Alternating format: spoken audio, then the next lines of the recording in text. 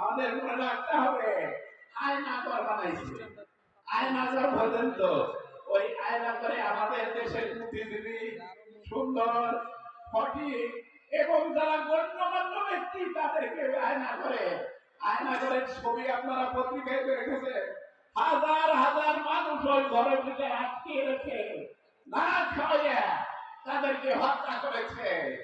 এখন আপনি পাশে পাশে থাকেন আর মাঝে মধ্যে গল্প দেন, আমি কয়েকদিনের ভিতরে ঠুস করে এসে বলবো। আপনি আসেন, আপনার তৈরি আয়নাঘর, আপনার তৈরি ওই যে ক্যাঙ্গার উপর ওগুলো সব আছে, আসার সাথেই আপনি ওগুলো পাইয়ে যাবেন, আপনার কোনো অসুবিধা নাই।